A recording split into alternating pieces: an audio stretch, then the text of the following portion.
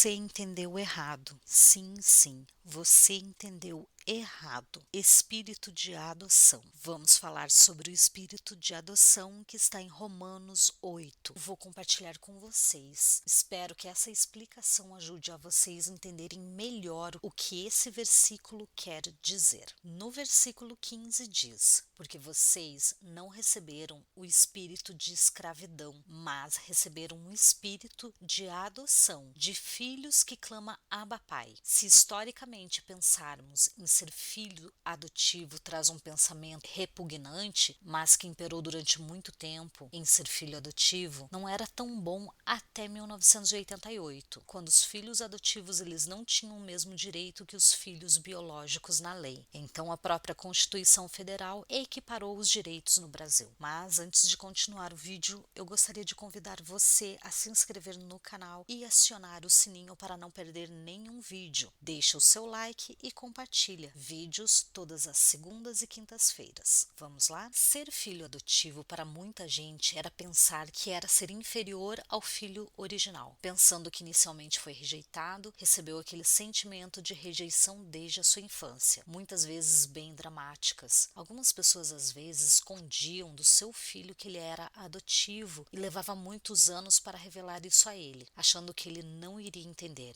E aí, quando a pessoa pensa que até com Deus ser filho adotivo, muitas pessoas interpretam esse texto dizendo: poxa, nem com Deus eu posso ser um filho tão bom, nem com Deus eu sou mais amado. Mas para que possamos entender um texto, é sempre necessário entender o contexto em que ele está inserido. Não podemos pegar um trecho isolado porque perdemos completamente o sentido do texto. Imagina uma placa numa praia escrito assim: esse é um exemplo real. É proibido usar biquíni ou trajes de banho, mas essa placa ela está inserida numa praia de nudismo. Então você entende que é proibido usar qualquer tipo de roupa lá, certo? Portanto, tem que entrar sem roupa. Mas se nós colocarmos esse mesmo texto, essa mesma placa, é proibido usar biquíni ou outro tipo de traje de banho numa praia muçulmana, o que você entenderia? Seria completamente o contrário. Tem que estar de roupa. Portanto, a mesma placa em contextos diferentes. Assim, é esse texto sobre a adoção. No contexto de Romanos, é necessário entender para quem Paulo estava falando. Era para eles, os romanos, e em Roma. Existe uma tradição chamada dias lústricos, que quer dizer dias de consagração. Era quando que para o menino recém-nascido durava até o 9º dia. O menino ele não recebia o nome até o 9º dia. No 9º dia, a mãe colocava ele no chão, num ritual cerimonial, e o pai tinha a opção de tomar ele nos braços ou rejeitá-lo. Ou seja, um filho biológico podia ser rejeitado se o pai achasse que ele não ia ser ninguém na vida, se ele não teria uma saúde plena ou se ele não iria dar orgulho ao pai biológico. Então, ele tinha a opção de rejeitá-lo. Se ele não o pegasse,